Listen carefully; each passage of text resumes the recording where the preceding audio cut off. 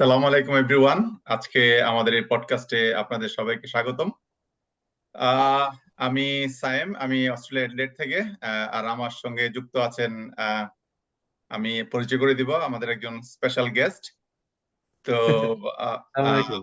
হ্যাঁ, আমাদের এই পডকাস্ট শুরু করার জন্য আসলে অনেকগুলা কারণ। একটা কারণ হচ্ছে আসলে দীর্ঘদিন প্রবাসে জীবন থাকার কারণে আমরা যে যে ফিল্ডে কাজ করি এই বিষয়গুলা আপনাদের সবার সাথে শেয়ার করার জন্য আমরা উইকলি বেসিস একটা সেশন করার চেষ্টা করছি। তো আজকে আমাদের এই প্রথম সেশন।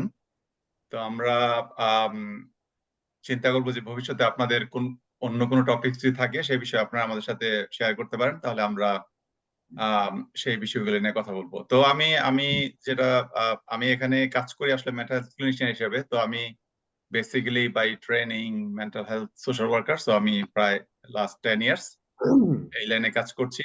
তো আমি সামনে আরো আমাদের এই বিষয়গুলো নিয়ে কথা বলবো। তো আমি আপনাদের সামনে আমাদের ছোট ভাই ফারুক ভাইকে পরিচয় করে দিই, উনি ওনার পরিচয়টা যদি দেন আর কি। আসসালামু জি, আলাইকুম। ওয়ালাইকুম আসসালাম। আসসালামু আলাইকুম। কেমন আছেন? জি জি জি জি ভাই, ভালো। আলহামদুলিল্লাহ। আমার নাম পারভেজ। আমরা আসলে ২ ভাই। সায়েম ভাই আমার বড়, আমি হচ্ছে ওনার ছোট ভাই। আমি ইউকে তে থাকি। এখানেই সেটেল। বর্তমানে ম্যানচেস্টারে আছি। তো আমি এখানে একজন প্র্যাকটিসিং লয়ার, এখানে যেটাকে বলে সলিসিটর আরকি। ঠিক আছে? Solicitor of the senior court of England and Wales. মূলত আমি ইমিগ্রেশন, আ ফ্যামিলি ইস্যুস এগুলা নিয়ে কাজ করি। কিছু, কিছু প্রপার্টিও করে থাকি। তাছাড়া আদার বিষয়েও অনেক সময় অনেক লিগ্যাল অ্যাডভাইস দিয়ে থাকি। যদিও অত ডিটেইল প্র্যাকটিস হয়তো করা হয় না। এই আরকি। তো সায়েম ভাই আমার বড় ভাই। উনি অস্ট্রেলিয়াতে সেটেল অ্যাডিলেইডে। তো প্রায় সময় আমাদের কথাবার্তা হয়। তো ভাবলাম যে আমরা একটা ইনিশিয়েটিভ নেই। আমরা এখানে যেই সমস্ত সার্ভিসগুলো দিয়ে থাকি মানুষকে ফ্রিলি কিছু লিগ্যাল অ্যাডভাইস অথবা মেন্টাল হেলথ রিলেটেড অ্যাডভাইস পাবলিককে দেওয়ার জন্য ভাবলাম যে আমরা যেই সময়টা ফোনে কথা বলি, অনেক সময় নলেজ শেয়ারিং করি। এই জিনিসটা আ সবার সাথে শেয়ার করার জন্য মূলত এই ইনিশিয়েটিভ। থ্যাংক ইউ ফারাদ ভাই বা সায়েম ভাই, আপনার ২ টাই নাম। আ জি জি। এই আপনি ইনিশিয়েটিভ নেওয়ার জন্য আরকি। আর থ্যাংক ইউ। আর সরি আমার একটু আজকে লেট হয়ে গেল। যাই হোক ইনশাআল্লাহ সামনে চেষ্টা করব অন টাইমে থাকার জন্য। না না, অসুবিধা নাই, আমিও নতুন আসলে। আমি কাজের ক্ষেত্রে হয়তো ফেস টু ফেস কাজ করি ক্লায়েন্টের সাথে, কিন্তু সরাসরি এরকম ক্যামেরাতে অন, মানে কি বলে অন, মানে ক্যামেরা যেটা বলে আর কি। জি, আমি এখনো বুঝতেছি না যে আসলে কিভাবে বলতে হবে। আশা করি আমরা সামনে আরো ইমপ্রুভ করতে পারবো এই বিষয়গুলা। তো পারভেজ, আমি আম, যেটা আসলে আমার জানার ইচ্ছা তোমার কাজের জি, পরিসরে। তো তুমি জি, বললা যে তুমি সলিসিটর, এবং অনেকগুলো বিষয় জি, তুমি বললা, যেমন ইমিগ্রেশন, তারপরে আরো ফ্যামিলি ইস্যুস, প্রপার্টিজ, অনেকগুলো বিষয় তুমি করো, প্রসেস জি। করো। তো তোমার যে ক্যাপাসিটি একটু জাস্ট মানে সবার জন্য আর কি ক্লিয়ার করার জন্য, মানে সলিসিটর এন্ড ব্যারিস্টার এটা দুইটার মধ্যে মানে পার্থক্য কি, বা এটা মানে এই যে আমাদের জন্য আমরা যারা। কাজের ক্ষেত্রে মূলত পার্থক্যটা হয় কাজের ক্ষেত্রে।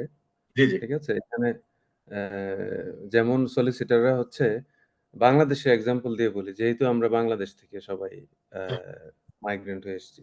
বাংলাদেশে কি হয়? কোর্টে যিনি মুভ করেন, জাজের সামনে যিনি অ্যা তার ক্লায়েন্টকে উপস্থাপন করেন, আবার সরাসরি তিনি ফিল্ডে ক্লায়েন্ট দেখেন। ঠিক আছে? ওনার অফিসে বসে ক্লায়েন্ট দেখেন। ঠিক আছে? কিন্তু এইখানে কাজের চাপ এত বেশি যার কারণে ২ টা কাজ আলাদা হয়ে যায়। ফর এক্সাম্পল আমি যদি অফিসে ক্লায়েন্ট দেখি, সেদিন জি তো জি। আমি কোর্টে যেতে পারব না। ঠিক না? আমাদের আচ্ছা আচ্ছা। অফিসের কাজের ঝামেলা এত বেশি থাকে যে কোর্টে গেলে আপনার সারাদিন অফিসের কাজগুলা বন্ধ থাকবে। আপনি ক্লায়েন্টকে দেখতে পারবেন না। ঠিক আছে? হুম হুম। কোর্টের হিয়ারিংটা তো একটা নির্দিষ্ট সময়ে হয় যে একটা কেস একটা পর্যায়ে আসার পরে তারপরে হয়তো ১ দিন বা ২ দিন জাজের সামনে হিয়ারিং হবে। কিন্তু হুম। কেসটা প্রিপেয়ার করতে তো আপনার অনেক সময় দরকার।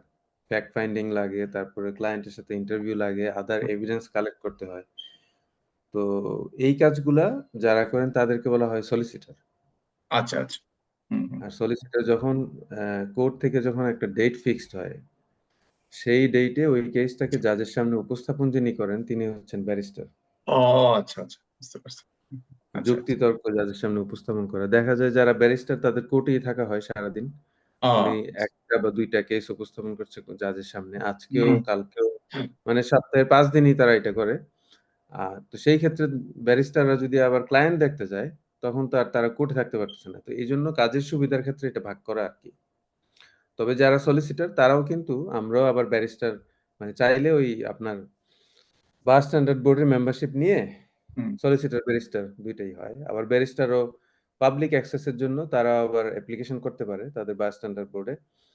অনেক সময় দেখা যায় যে কাজের পরিমাণ হয়তো বেশি নাই। তখন তারা পাবলিক অ্যাক্সেস এর জন্য অ্যাপ্লিকেশন করে তারাও সলিসিটরের কাজ করতে পারে। এখন কিছুটা মার্জ হচ্ছে আরকি। কিন্তু আগে খুবই রেস্ট্রিক্টেড ছিল।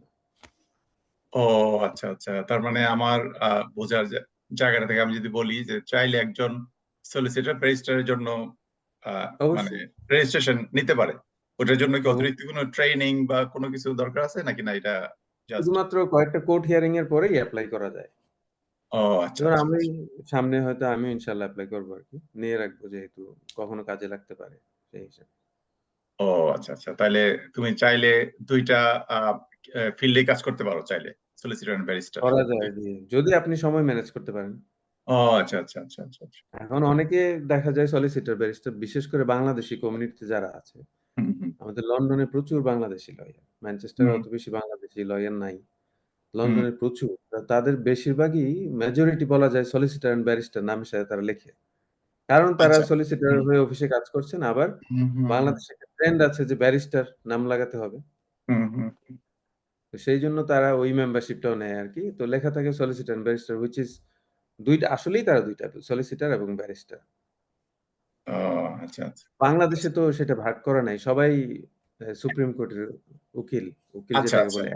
এবং এবং বাংলাদেশে বোধহয় ওদের অনেক সহকারী বা অ্যাসিস্ট্যান্ট অনেক থাকে, যার কারণে ওদের কাজটা অনেক সহজ। দেন তোমাদের হয়তো একজন রেজিস্ট্রারকে নিজেই সবকিছু করতে হয়, ফাইল হ্যাঁ, প্রিপেয়ার হ্যাঁ। করা বা হুম হুম। হ্যাঁ, এটা জি। একটা ব্যাপার। তো তো যাই হোক, যেহেতু এটা প্রথম এপিসোড, আমি আসলে হয়তো সবকিছু মানে আপনি যদি আপনার ব্যাপারে বলেন একটু। আহ, হ্যাঁ ভাই, আমি আপনি আসবো তো আমি প্রায় আসবো আমি জাস্ট জি, তোমার জিনিসটা একটু আরেকটু হয়তো একটা জি, এপিসোডে মানে দুইজনের ব্যাপার আমি আসবো আমার ইয়াতে। আজকের জি, যেহেতু সময় খুবই হাফ এন আওয়ার, ওই জন্য আমরা একটু সময় ওই টাইম কনস্ট্যান্ট ওটার দিকে খেয়াল রাখছি। আমি আসবো আমার ইয়াতে।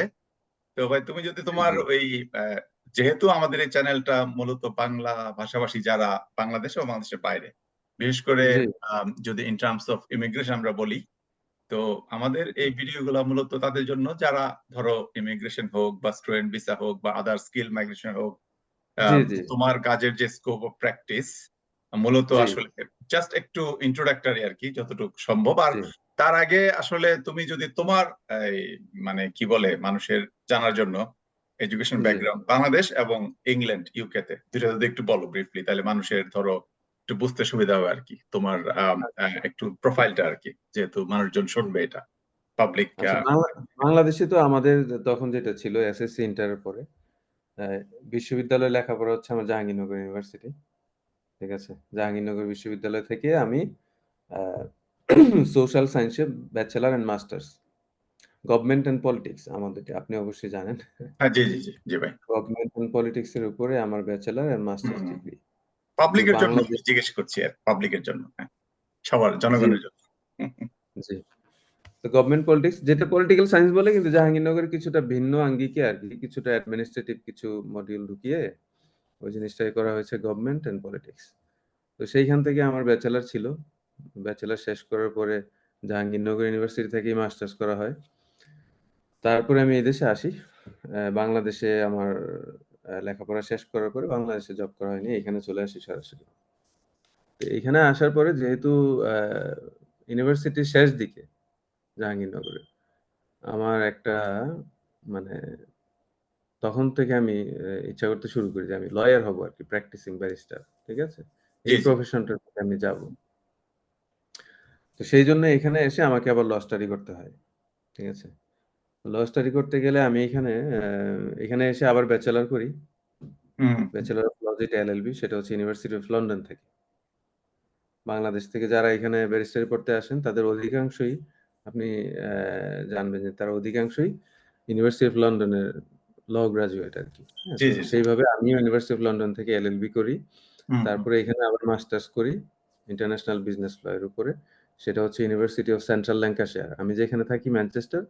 ম্যানচেস্টার থেকে আপনার 40 minutes to 1 hour train journey. University of central Lancashire আর কি। সেখান থেকে আমার মাস্টার্স। তারপরে মাঝখানে আমার আরেকটা ডিগ্রি করা হয় জিডিএল। হ্যাঁ?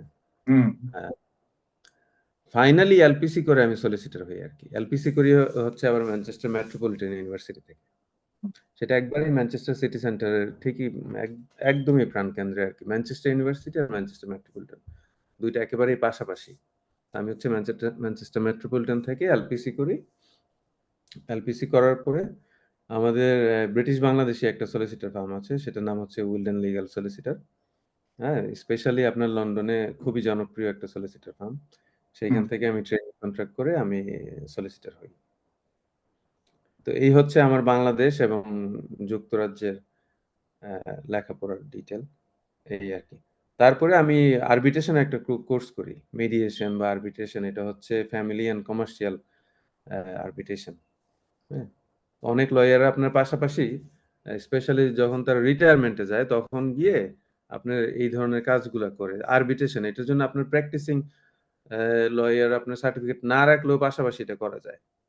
হ্যাঁ? আরবিট্রেশন। হুম তো ওইটাও আমার একটা সুযোগ ছিল। আমি যখন আমি এলএলএম করি মাস্টার্স তখন আমার কোর্স থেকে একটা অফার করে যে চাইলে আমি আরবিট্রেশন কোর্সটা করতে পারি। ঠিক আছে? তো সেই সুযোগে আমি ওই কোর্সটাও করি।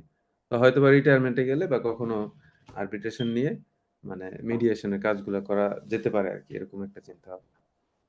আচ্ছা আচ্ছা না যাক ভাই অনেক ধন্যবাদ তুমি আমি তো জানি তারপরও আমি জাস্ট যেহেতু আমরা এই ভিডিওটা করতেছি মূলত সাধারণ মানুষের জন্য যারা ধরো আমাদেরকে সামনে জি, দেখবে বা শুনবে যেহেতু আমরা লাইভ করতেছি না এখন জুম সামনে হয়তো আমরা লাইভ ইউটিউব বা ফেসবুক আসবো বাট এখন যেহেতু এটা অফলাইন মানে আমি বলতেছি লাইভ না সেই জন্য জাস্ট রেকর্ড। আর কি মানুষের জানা রেকর্ডেড হ্যাঁ হ্যাঁ এই জন্য জি, তো যাই হোক আমরা সামনে আসবো তুমি তোমার মানে স্কোপ অফ প্র্যাকটিসে তুমি কিভাবে তোমার ইন্টারেস্ট তুমি বললা যে যে যে এরিয়াগুলো তুমি কাজ করো এবং সামনে কিভাবে যারা ইংল্যান্ড এবং ধরো ইউরোপের অন্যান্য দেশে যারা আছে বা ইভেন মিডল ইস্টার্ন যে কান্ট্রি গুলোতে আমাদের রেমিটেন্স যোদ্ধা আমরা যাদেরকে বলি ওনারা অনেকেই আসলে বা দুবাই তুমি ভিজিট করছো ওখানে যে অনেকেই চিন্তা ভাবনা করে যে মাইগ্রেশন আইদার স্টুডেন্ট ভিসা জি, স্পাউস বা মাইগ্রেশন জি, তো এই বিষয়গুলো নিয়ে আমাদের সামনের যেই ব্লগ গুলা বা এপিসোড গুলাতে আমরা অবশ্যই আলোচনা করব তো যাই হোক আমি আমার সম্বন্ধে একটু বলি আমি তো জি তোমার কাছ ভাইয়া থেকে প্লিজ। শুনলাম হ্যাঁ হ্যাঁ আমি বাংলাদেশে পড়াশোনা এবং তো আমি মূলত ইন্টারমিডিয়েট ভিক্টোরিয়া কলেজ থেকে তারপরে চিটাং ইউনিভার্সিটিতে আমার অনার্স এন্ড মাস্টার্স ছিল ফিজিক্সে তো এক সময় আমরা যখন পড়ি আর কি ফিজিক্স সত্যি কথা বলতে সেই 95 96 ওই সময়টাতে আর কি জি, ওই সময় অত এখন যেরকম ধরো ফার্মেসি মাইক্রোবায়োলজি বা আরো অন্যান্য সাবজেক্ট বায়োকেমিস্ট্রি এগুলো ছিল না তো মূলত দুইটা সাবজেক্ট ফিজিক্স আর ইংলিশ এই দুইটা সাবজেক্ট ওই সময় আসলে একটু ডিফিকাল্ট ছিল আর কি সবাই আচ্ছা, আচ্ছা। দেখতাম যে আমাদের বন্ধু বান্ধবরা ওরা খুব মজা করতেছে কিন্তু আমরা জাস্ট অনলি ধরো হয়তো কন্টিনিউ করার জন্য মানে উইদাউট জি। এনি আর কি ড্রপ আউট বা ওইরকম অনেক ইয়ে আর ফিজিক্স বলতে কি আমি আসলে সত্যি কথা বলতে নাই না বুঝেই পড়ছি প্রতিটা জিনিসের জি। কিন্তু একটা ফিজিক্যাল সিগনিফিকেন্স আপনি আছে একবার ঈদের দিন বাসায় আসতে পারেন নাই? মানে হ্যাঁ পরীক্ষা ছিল।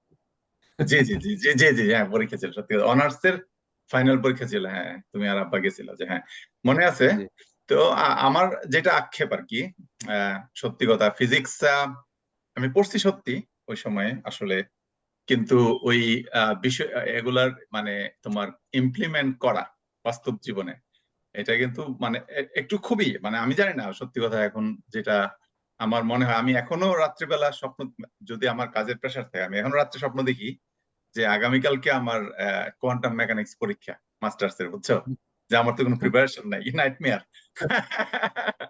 জি, তো জি, এটাকে বলে যে একটা ট্রমাটাইজ হওয়া সত্যি কথা এত জি। ডিফিকাল্ট আর তুমি এত বড় বড় সূত্র কিন্তু ফিজিক্সের ইন্টারেস্টিং ও বটে। ফিজিক্স আমি মাঝে, মাঝে বিভিন্ন ভিডিও দেখি তো খুবই ইন্টারেস্টিং ফিজিক্সের বিষয়গুলা। হ্যাঁ হ্যাঁ হ্যাঁ অবশ্যই খুবই যেমন তুমি ডিফিকাল্ট, খুব ডিফিকাল্ট আবার বুঝতে পারলে খুব হ্যাঁ ইন্টারেস্টিং মনে হয়। অবশ্যই অবশ্যই কিন্তু তো কোয়ান্টাম ফিজিক্স যে জিনিসটা এটা তো অত্যন্ত ডিফিকাল্ট একটা ব্যাপার। আমি যতটুকু মানে YouTube এর ভিডিও দেখে, দেখে আমার হুম কাছে যা হুম মনে হুম হইছে হুম হুম এক্সপ্লেইন হুম। করা এবং ওইটার আন্ডারস্ট্যান্ডিং হওয়াটা খুবই কঠিন। কিন্তু অবশ্যই খুব অবশ্যই ইন্টারেস্টিং। খুব ডিফিকাল্ট এবং সত্যি কথা বলতে আমরা তখন শুধু পাশ করার জন্য পড়তাম আর কি যে মুখস্থ করে করে অনেকটা আমি জানি না দুই একজন কেউ কেউ হয়তো বুঝতো বাট আমাদের স্যাররা চেষ্টা করতো এটা বোঝানোর জন্য বাট আমার কাছে খুব ডিফিকাল্ট মনে হতো তো আচ্ছা যাই হোক তো মাস্টার্স শেষ করার পরে বাংলাদেশে আমি খুব অল্প সময় ছিলাম। তারপরে আমি 2008-এ আমি ওই যে স্কিল মাইগ্রেন্ট আর কি, যেটা অস্ট্রেলিয়াতে এখনো জি আছে, আগেও ছিল। আর এটা তো শুরু হয়েছিল 2005-06 ওই সময়। এর আগে অস্ট্রেলিয়াতে মূলত স্টুডেন্ট বা ভিসা, মূলত পিএইচডি বা আন্ডারগ্রেড করার জন্য আসতো। এর জি বাইরে বাংলাদেশ থেকে স্কিল মাইগ্রেশন ছিল না। তো আমরা মোটামুটি প্রথম দিকের আর কি, সেই 2000 ধরো প্রসেস শুরু করি 7-8 আর কি, আর্লি 2008 আমি এখানে আসি।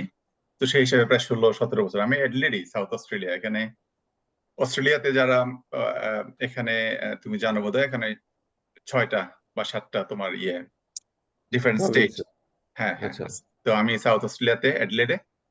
তো যাই হোক, আমার ব্যাকগ্রাউন্ড ফিজিক্স যদিও।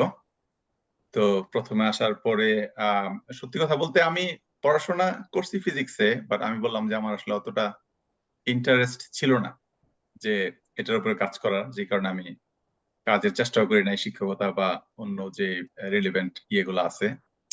তো আমি এখানে আসার পরে আমি চিন্তা করলাম যে আসলে জি ডিফারেন্ট কি করা যায়। আচ্ছা তো যাই হোক, সেই চিন্তা থেকে, আর যেহেতু আমার একটা আছে, ধরো মানুষের হিউম্যান রাইট, সোশ্যাল জাস্টিস, এই বিষয়গুলো আমাকে সবসময় দিত, মানে ভাবাতো আর কি। তো সেই পরিপ্রেক্ষিতে যে চিন্তা করলাম যে আসলে কি ডিফারেন্ট কি করা যায়। তো আমি সেই জন্য 2012-তে বোধহয় তোমার ওই যে সোশ্যাল ওয়ার্ক আর কি, সোশ্যাল ওয়ার্ক যেটা অ্যালাইড হেলথ, হ্যাঁ, তোমার যে যতগুলা ডিফারেন্ট ফিল্ড আছে, তো সোশ্যাল ওয়ার্ক একটা, যেমন like a psychologist, G speech pathologist বা ফিজিওথেরাপিস্ট। তো সোশ্যাল ওয়ার্কও তেমন একটা ফিল্ড।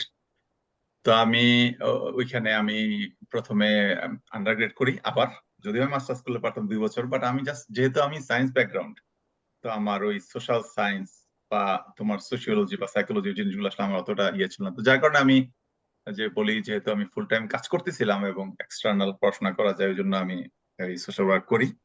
দেন আমার ইন্টারেস্ট, আমি তখন কাজ শুরু করি চাইল্ড প্রোটেকশনে আর কি। এটা করার পরে চাইল্ড প্রোটেকশন বাংলাদেশে যে এই কাজগুলো হয়তো আহ, হয়তো বেশিরভাগই এনজিওর মাধ্যমে, সরকারি চাইল্ড প্রোটেকশন আছে কিনা আমি জানি না। হয়তো আমি জানি যে সমাজ আছে খুব সীমিত পরিসরে সম্ভবত। হ্যাঁ, পুলিশের কিছু এ কি বলে না ভিকটিম সাপোর্ট ও এই হ্যাঁ, ধরনের হ্যাঁ, কিছু ওইটা বাচ্চাদের জন্য আলাদা কিছু একটা থাকতে পারে। কিন্তু খুবই সীমিত পরিসরে সীমিত সীমিত, বাট এই এখানে পুলিশ এটা খুবই প্রচেষ্টা স্ট্রং। এখানে এটা খুবই স্ট্রং। এটা তোমার প্রতিটা স্টেটে ওদের নিজস্ব চাইল্ড প্রোটেকশন অ্যাক্ট আছে আর কি। তো যাক, বিস্তারিত আমি সেই বিষয়গুলা আমি সামনে নিয়ে আসবো, যদি জাস্ট জি, সবার কারো যদি জানার আগ্রহ থাকে। তারপরে আমি, আমার আগ্রহ আসলে মেন্টাল হেলথে আর কি। তো যেই কারণে আমি ওই চাইল্ড প্রোটেকশনে কাজ করার সময় থেকে আমি আরো অতিরিক্ত তোমার ওই মেন্টাল হেলথের উপর আমি পড়াশোনা শুরু করি। তো তোমার আমার ওই গ্রাজুয়েট সার্টিফিকেট ডেভেলপমেন্টাল ট্রমা, ওইটা যেহেতু আমি বাচ্চাদের নিয়ে কাজ করতাম, সেজন্য আমি জি, করি অস্ট্রেলিয়ান চাইল্ডহুড ফাউন্ডেশন থেকে, ওই সময় 2019-20 বোধহয়।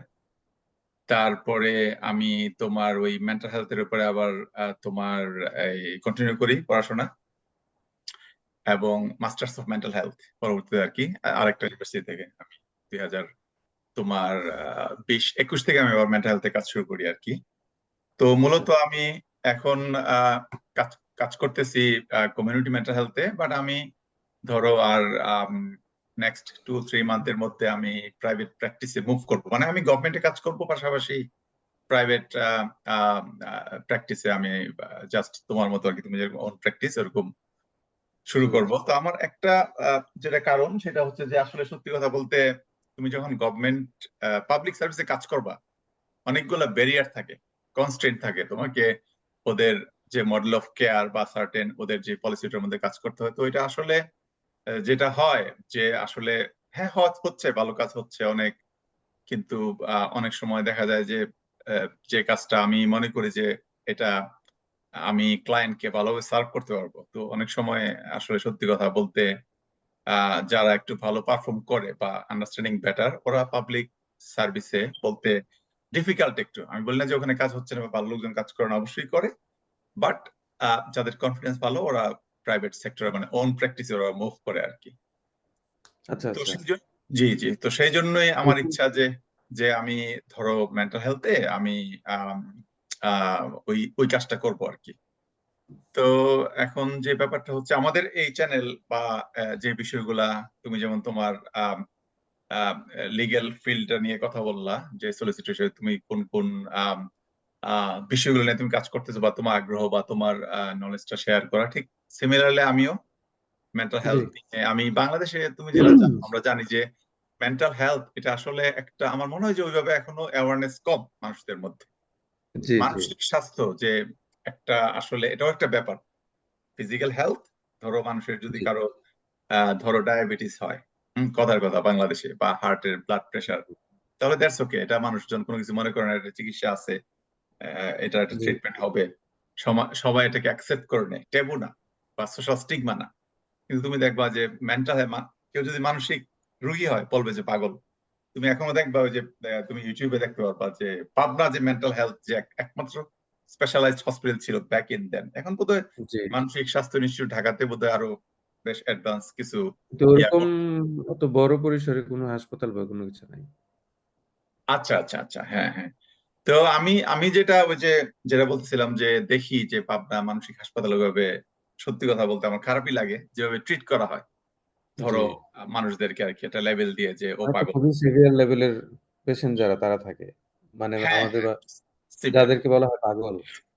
হ্যাঁ হ্যাঁ হ্যাঁ। হুম তো ওইটাই আর কি। তো আসলে সত্যি কথা বলতে, হ্যাঁ ঠিক আছে, তো আমি তো সাইকিয়াট্রিস্ট না বাই ট্রেনিং, ওকে ঠিক আছে, আমি সোশ্যাল ওয়ার্কার। তো মানে আমরা যেই আম, সত্যি মানে মেইন যে বেসিক ফ্রেমওয়ার্ক, ওইটা হচ্ছে যে পার্সন ইন দ্য এনভায়রনমেন্ট। একটা পরিবেশের মধ্যে মানুষ থাকলে আহ ধরো একটা চাইল্ড, তার ডেভেলপমেন্টটা ডিপেন্ড করবে ওই এনভায়রনমেন্টের মাধ্যমে। তার বাপ মা থেকে, তার যে ছোট সময় থেকে তার যে কেয়ারিং নিড গুলা, তুমি যদি ওগুলা ঠিকঠাক মতো ফুলফিল করো, তাহলে এটার রেজাল্ট দেন সামওয়ান এলস, মনে করো যার ওই নিড গুলা মিট হচ্ছে না, এটা কমপ্লিট ডিফারেন্ট হবে, বুঝছো তো? ডিফারেন্ট হ্যাঁ, কমপ্লিট ডিফারেন্ট। এবং তোমার আমি এবং জাস্ট, ইমপ্যাক্টটা কি সবসময় থাকে? এটা একটা life long, yes, but you can recover if you want, doing some okay support, হ্যাঁ, অ্যাক্টিভিটিস। তো আমি আচ্ছা জাস্ট বোঝার জন্য, আমি আবার বারবার বলি আমি জি সাইকিয়াট্রিস্ট না, বাট যেহেতু আমি mental health social worker, so ধরো আমার কিছু নলেজ, এডিশনাল ট্রেনিং এবং কাজের অভিজ্ঞতার ক্ষেত্রে আমার যে ধারণা, যেমন ধরো আম, আমরা, ইভেন আমিও প্রথম মনে করতাম, আমি যখন চাইল্ড প্রোটেকশনে ছিলাম, তো তখন দেখতাম যে আম, তো চাইল্ড প্রোটেকশন আমি একটা বলি যে 0 থেকে 18 ইয়ার্স, এটা হচ্ছে যে কোনো বাচ্চা যদি ধরো গভর্নমেন্ট কেয়ারে আসে, স্টেট কেয়ারে, তাহলে ওটা হচ্ছে টাইম ফ্রেম আর কি, লং টার্ম অর্ডার। তো আমি প্রথম চাকরি শুরুতে দেখতাম যে একটা বাচ্চা, ও ও ও সিস্টেমে মানে চাইল্ড কেয়ারে, চাইল্ড প্রোটেকশনে আসছে একদম 0 মান্থস ওল্ড, একদম আফটার বার্থ। নিবন হ্যাঁ, একদম ইনফ্যান্ট নিউবর্ন রিমুভ আর কি, because of risk involved, harm and abuse. তো যাই হোক, তা আমি চিন্তা করতাম যে এই বাচ্চাটাকে তো আসলে একদম বার্থের পরপর মুভ করা হয়েছে, এবং সে অনেক, একটা চাইল্ড প্রোটেকশন, একটা ছেলে বা মেয়ে বা একটা চাইল্ড বাচ্চা থাকা মানে এখানে সবকিছু আছে, বুঝছো? তো ওর যা যা দরকার, একদম এনাফ কেয়ার, ওর সুন্দর বাসা, খাবার দাবার, কোনো কিছুর অভাব নাই, সবচেয়ে জি বেটার স্কুলিং, তারপরে যত ধরনের তোমার সাপোর্ট লাগে, অ্যাক্টিভিটি, সবকিছু এরা এদের বেস্ট স্কুলে তারপরে তো পড়াশোনা। বাবা মার পরিবেশটা তো পায় না, এটা তো দরকার এটাই, তাই না? সেটাই তো যেটা হয়, আমি এগেনস্টে বলবো না যে চাইল্ড প্রোটেকশন খারাপ করতেছে, বাট যেটা হয়, তুমি যে কথাটা বললা এটা খুবই গুরুত্বপূর্ণ। হ্যাঁ, যে ফ্যামিলি এনভায়রনমেন্ট, বাবা জি মার যে ধরো একটা মানে কেয়ার, এই জিনিসটা তো আসলে অন্য ধরো পেইড কেয়ার আর দেওয়া হয় না, তাই না? তো আমার তার থেকে জাস্ট ভালো একটা না যে ফস্টার কেয়ার দিয়ে দাও, মানে যেটা বাংলাদেশে বলে পালক বাবা মা। আমার ফস্টার, মনে ফস্টার কেয়ারে ওইটাও আছে, বাট আলটিমেটলি ওইটাও পেইড, বুঝছো? আর তুমি যেটা বলছো যে অ্যাডপশন, পালক, ওইটা খুবই হ্যাঁ লিমিটেড, এটা খুবই স্ট্রিক্ট, বুঝছো? এটা খুবই স্ট্রিক্ট, এটা ধরো অনেক লিগ্যাল প্রসেসের মধ্য দিয়ে তোমার জি অ্যাপ্লাই করতে হয়, বাট এটা খুবই মানে নাম্বার খুবই কম আর কি, এই ইন দেশেও টার্মস কিন্তু সেম, এটা খুবই ডিফিকাল্ট মানে কাউকে ডিফিকাল্ট। অ্যাডপ্ট করা। হ্যাঁ হ্যাঁ, অ্যাডপ্ট মানে করা। হ্যাঁ, অনেকে ওই আমি দেখতাম যে আমাদের দেশে যুদ্ধের পরবর্তীতে বোধহয় কিছু, ওইটা একটা ডিফারেন্ট সিনারিও আমি যে পার্সোনালি আমার একটা ক্লায়েন্ট ছিল, আমি নাম তো ডিসক্লোজ করব না। তাদের এই দম্পতির কোনো বাচ্চা নেই, সন্তান নেই। যার কারণে তারা আমার কাছে আসে। আহ, ভদ্রমহিলার বোনের মেয়েকে তারা বাংলাদেশে নিজের মেয়ে মনে করে, ঠিক আছে, এবং নিজের আম, তারা এখানে থাকে ইউকেতে, ইউরোপের কোন এক দেশ থেকে তারা আসছে এখানে। তারা চাচ্ছিল ওই বাচ্চাটাকে নিয়ে আসবে এই দেশে। এখন মনে করে যে হ্যাঁ, ও তো আমার মেয়ে, আমার পালক মেয়ে, এই দেখেন আমার কোলে থাকে, এই দেখেন আমার সাথে আসতে চায়। ফোনে কথা বলাই দিল, ভিডিও কলে, বলে বাবা তুমি কোথায়, কখন আসবা, মা তুমি কবে নিবা আমাকে, এরকম ব্যাপারটা। কিন্তু আসলে তো তারা তো তার বাবা মা না, না, ঠিক না? সেটাই। বাংলাদেশে কিন্তু চাইলাম, আমি নিয়ে নিলাম একজনের বোনের ছেলেকে, এই ওকে ছোটবেলা দিয়ে দাও, দিয়ে দাও, হ্যাঁ, হ্যাঁ, হ্যাঁ, হ্যাঁ এই তুমি ওই জিনিসটা, ফ্যামিলিতে এখন থেকে। হ্যাঁ, এই হ্যাঁ, দেশে তো এটা সম্ভব না। এখন তাদেরকে বোঝানোই যাচ্ছে না যে ভাই প্রসেসটা এত ইজি না, অনেক ডিফিকাল্ট। ঠিক আছে, ডিফিকাল্ট একটা লং টাইম একটা প্রসেস। অ্যাসেসমেন্ট আছে, যারা যারা আপনাকে গভর্নমেন্টের কিছু অথরাইজড বডি থাকে রাইট, রাইট, যারা আপনাকে অ্যাসেস করবে যে আপনি কি অ্যাডপশন নেওয়ার উপযুক্ত কিনা, বা কোন কারণে আপনি অ্যাডপ্ট করবেন কাউকে, ঠিক আছে? অবশ্যই, অ্যাসেস অবশ্যই। করতে একটা সময় লাগে, একটা ফি লাগে, খরচ হুম, লাগে, হুম, which is a handsome amount of fees। হুম, তারপরে সময়, এই প্রসেস গুলো বোঝানোর পরে তারা বলে যে না আমরা এইভাবে নিব না, আমরা নিয়ে আসবো অ্যাপ্লাই করে। তারা হুম, বাংলাদেশ থেকে বাচ্চার বার্থ সার্টিফিকেট তারা ম্যানিপুলেট করে নাম চেঞ্জ করে দিচ্ছে, বাবা মায়ের নাম বার্থ ও সার্টিফিকেটে, আচ্ছা, আচ্ছা, আচ্ছা, আচ্ছা। which is criminal offence. Crime, crime, crime, হ্যাঁ, এটা তুমি করতে পারো না, এটা এটা ফোর্জ ডকুমেন্ট, তাই না? এটা তো আসলে ফোর্স ডকুমেন্ট, ফোর্স বাচ্চার, আপনি অ্যাডপশন সার্টিফিকেট থাকতে পারে, কিন্তু বাবা রাইট, মায়ের নাম, চেঞ্জ বায়োলজিক্যাল করা, বাবা মায়ের এটা হচ্ছে নামটা ক্রাইম, চেঞ্জ। হ্যাঁ, ক্রিমিনাল অফেন্স, হ্যাঁ, হ্যাঁ, অবশ্যই। বাংলাদেশে না বুঝেই মানুষ কিন্তু ক্রাইম করে। হ্যাঁ, হুম, তো হুম, হুম, হুম, জানার এই কি বলে ল্যাকিংস এর হুম, কারণে ক্রাইম গুলো করে ফেলে। তো অ্যাডপশন তো এত সহজ না। এই দেশে হুম, যেটা হুম, আরকি খুব সহজেই নিয়ে আসলাম কাউকে, না করা যায় না। হুম, হুম, খুবই হুম, ডিফিকাল্ট, প্রসেস ফলো করে আসতে হয়। হুম। ওরকম একটা এক্সপেরিয়েন্স আছে আরকি আমার। ও আচ্ছা, না এটা তো খুবই প্যাথেটিক, হ্যাঁ, হিউম্যান ট্রাফিকিং বা স্মাগলিং জি, জি। অনেকটা। জি, জি। তো আচ্ছা, হ্যাঁ, হ্যাঁ, তো যাই হোক পারস ভাই, আমাদের বোধহয় সময় খুবই তেমন কতক্ষণ একটু ভাই? বেশি নাই, হয়তো আর 5-6 ওকে। মিনিট আছে। তো আমি সংক্ষেপে আমি যে জিনিসটা কথাটা শেষ করতেছিলাম, যে আমার জি। ধারণা ছিল যে এই বাচ্চাটা সে এত উগ্র কেন, সে এত অ্যাংরি কেন, বা তার বিহেভিয়ার, তারপরে তার প্রায় 12-13 বছর বয়স ছিল ওই সময় আর কি, ওই জি। তোমার রেসিডেন্সিয়াল কেয়ারে ছিল। তো আমার তখন ধারণা ছিল না যে হিউম্যান ব্রেইন যেটা, হ্যাঁ, হুম। এইটা start to develop after 2 weeks of conception. ধরো একজন মা প্রেগনেন্ট হলেন, ঠিক আছে, হুম, জাস্ট জি, ওই প্রেগনেন্ট যেদিন হলেন ওই দিন থেকে 2 সপ্তাহের মধ্যে ওই বাচ্চার যেটা, হ্যাঁ, জরায়ু জি, দিতে থাকে, সে 2 সপ্তাহের জি। মধ্যে তার ব্রেইনটা প্রথম স্টার্ট টু ডেভেলপ। এবং তুমি আচ্ছা, ওই সময়টার মধ্যে যদি ধরো মা ড্রিঙ্ক করে, আচ্ছা, তারপরে সিগনিফিক্যান্ট ডোমেস্টিক ভায়োলেন্স হয়, হ্যাঁ, ওইটা ফিজিক্যাল অ্যাগ্রেশন হইতে পারে বা ধরো ভার্বাল হইতে পারে, ওইটারও একটা ইম্প্যাক্ট ওই বাচ্চার ব্রেইন ডেভেলপমেন্টে হয়, বুঝছো? এবং আচ্ছা, তুমি যতই মা মনে করো, তুমি যতই কেয়ার করো বা ইয়ে করো, বা সে যদি স্মোক করে, সে যদি ধর ড্রিঙ্ক করে, সে যদি ড্রাগস নেয়, তাহলে ওই তুমি জানবা যে ওই যে অ্যালকোহল ড্রিঙ্ক করে, তো একটা আছে যে ফ্যাটাল অ্যালকোহল সিনড্রোম, এরকম অনেক ধরনের ডিলে, ডিফরমেশন হইতে পারে আচ্ছা, বাচ্চাদের, বুঝছো?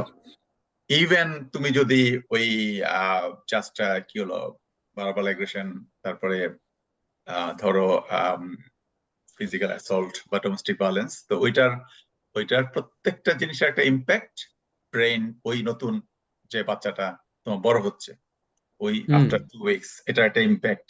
তো ধরো ওকে, চাইল্ড প্রোটেকশন তো বাচ্চাটাকে মুভ করলো ধরো জন্ম হওয়ার পরে, উইচ ইজ ধরো 10 মান্থ মায়ের পেটে হুম, ছিল। তো দেখা গেছে যে হয়তো চাইল্ড প্রোটেকশন জানে যে এই বাচ্চাটাকে তারা মুভ করবে, কিন্তু জন্ম হওয়ার আগে তো করতে পারবে না, সে তার ওন জি। এনভায়রনমেন্ট আছে, এবং ওইটার একটা ইম্প্যাক্ট তোমার জন্ম হওয়ার পরে ওই বাচ্চার মধ্যে থাকে। তো দেখা গেল যে খুব তোমার বেশি ওই, থাকে না হয়তোবা, নাকি থাকে? হ্যাঁ, হ্যাঁ, হ্যাঁ, তো মনে করো যেমন নিউরো ডেভেলপমেন্টাল ডিলে হইতে পারে, তো ADHD, attention deficit hyperactive disorder, বা অটিজম স্পেকট্রাম, যেটা এখন নিউরো ডাইভার্সিটি সবাই বলে অটিজম, এটা খুবই কমন। আরো বিভিন্ন মেন্টাল হেলথ ইস্যু ওদের, মানে এক খুবই কমন, ধরো 80-90%। ইভেন আমি এখন যে ধরো কমিউনিটি মেন্টাল হেলথে কাজ করি, আমি ইউথ টিমে কাজ করি ধরো 16 থেকে 24, তো এখানেও আমি দেখি যে সত্যি কথা প্রত্যেকটা ইয়াং পিপল, এটা ছেলে জি, হোক মেয়ে হোক, হ্যাঁ, ধরো ওদের সুইসাইডাল আইডিয়েশন, সেলফ হার্ম, তারপরে সাইকোটিক সামটাইম, অ্যাংজাইটি, ডিপ্রেশন। এবং আমি দেখলাম আমার এক্সপিরিয়েন্স থেকে প্রত্যেকটা মানে ইয়াং পিপল ওদের পোর অ্যাডভার্স চাইল্ডহুড এক্সপিরিয়েন্স, বুঝছো, সিগনিফিকেন্ট, আইদার আচ্ছা। সিঙ্গেল প্যারেন্ট অথবা মনে করো significant DB relationship, domestic violence, তারপরে ধরো অথবা বোথ প্যারেন্টস তারা ড্রাগস এবং অ্যালকোহল আসক্ত, হুম, তারপরে মনে করো যে মা সেম জিনিস হয়তো পার্টি করে বেড়াচ্ছে সারা রাত্র, খবর নাই, হুম, তারপরে মনে করো যে হয়তো হ্যাঁ তার সবকিছু, খাবারের অভাব অভাব নাই, তারপরে তোমার কাপড়ের অভাব নাই, কিন্তু যে একটা থেরাপিউটিক কেয়ারিং, হ্যাঁ যে জি, জিনিসটা বললাম, ওই জিনিসটার খুবই অভাব। তাই আমরা বিস্তারিত আরো সামনে জাস্ট একটু সচেতন করার জন্য মানুষদেরকে এই বিষয়গুলো নিয়ে, যেহেতু আম, এই জিনিসগুলো আমাদের বাংলাদেশ এবং বাংলাদেশের বাইরে যারা এই জিনিসগুলা জি, জি। আসলে অতটা বাংলাদেশে আলোচনা কিন্তু হয় না। হ্যাঁ জি ভাই। বাংলাদেশে আমি যেটা লক্ষ্য করলাম যে মেন্টাল হেলথ ইস্যুস কিন্তু আছে। অবশ্যই। হয়তোবা ওইভাবে অ্যাড্রেস করা হয় না। জি জি হ্যাঁ? জি। হুম হুম। ওইটার জন্য আলাদা কোনো কি বলে আপনার মানে প্রাতিষ্ঠানিকভাবে এত ভাস্টলি সব জায়গায় সাপোর্ট সেন্টার নাই। সার্ভিস। কিন্তু মেন্টাল হেলথ ইস্যু কিন্তু আছে। অবশ্যই অনেক অবশ্যই। ইস্যু আছে। হয়তো তো কম জি জি। এই দেশে এই সমস্ত দেশের পরিবেশের তুলনার পরিবেশের কারণে হয়তোবা এখানে বেশি যে বেশি ডিপ্রেশন বেশি। হুম। এই জাতীয় সমস্যাগুলো এখানে বেশি। ওগুলো হয়তো বাংলাদেশে হয় না। কিন্তু অন্যরকম সমস্যা যেটা কিছুটা না কিছুটা স্পেশালি আমার মনে হয় ওই যে আপনার যেটা বললেন যে ফ্যামিলি ব্যাকগ্রাউন্ড এর কারণে। হ্যাঁ হ্যাঁ। তারপর ওর চাই, হ্যাঁ। ছোটবেলায় তোর বাবা-মার কিরকম পরিবেশে ছিল। এটার কারণে মনে হয় বাংলাদেশে কিছু হচ্ছে। তা যাই হোক ভাই, আমাদের সময় খুবই কম, জাস্ট 1 মিনিটের মতো আছে, আমরা আরেকটা ব্লগ এখানে দেখা বসাম। যাচ্ছে 5 মিনিটস রিমেইনিং। আমার এখান থেকে আছে 38। আচ্ছা যাই হোক, তুমি হয়তো পরেই গেছো, তো যাই হোক। ওকে। আচ্ছা রিমেইনিং 5 মিনিট, হ্যাঁ হ্যাঁ।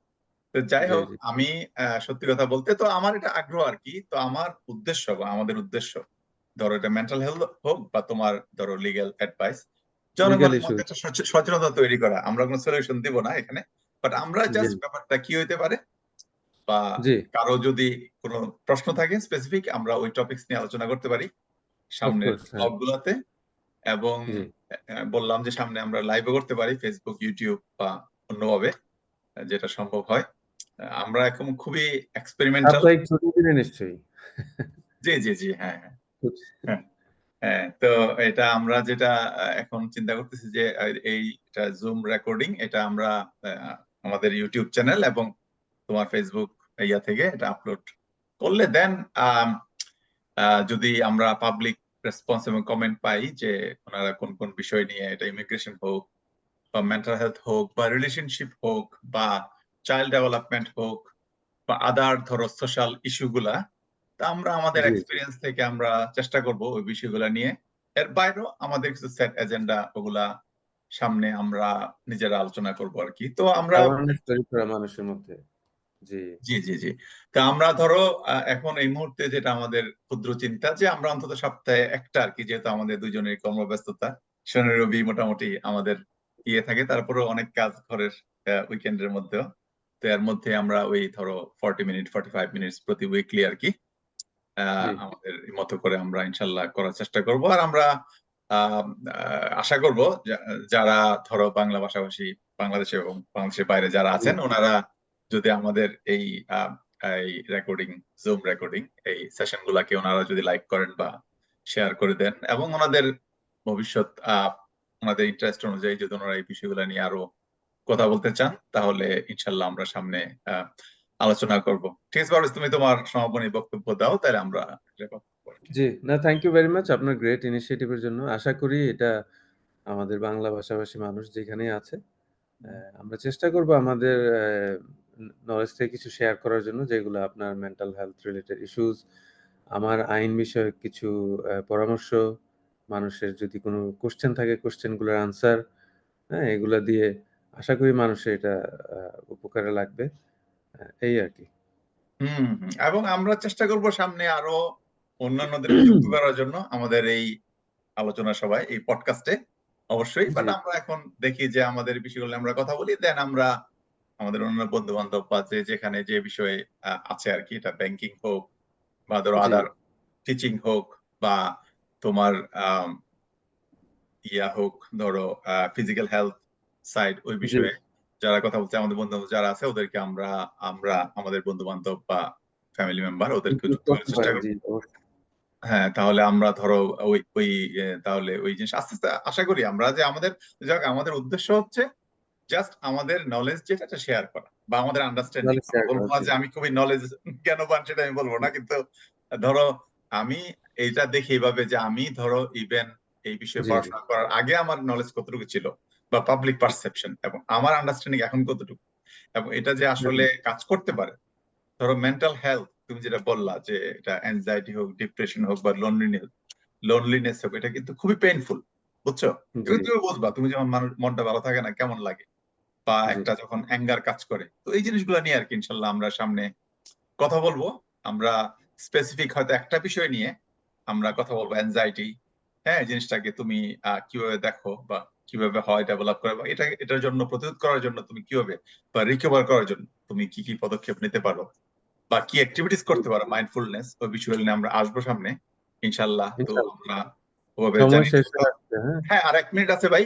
তুমি হ্যাঁ, যদি আর কিছু বলো, নাইলে আমরা এখানে ইয়া করি, স্টপ করি। আমি থ্যাংক ইউ ভেরি মাচ। আশা করি আমাদের এটা মানুষের কাজে লাগবে। আর যেহেতু আজকে সময় শেষ, আলোচনা তো আর লম্বা করা যাবে না। ইনশাআল্লাহ সামনের এপিসোডে আবার কথা হবে। ওকে, আপনি আল্লাহ শেষ হাফেজ। করতে পারেন আর রেকর্ড, হ্যাঁ, আল্লাহ হাফেজ। আসসালামু আলাইকুম। আচ্ছা।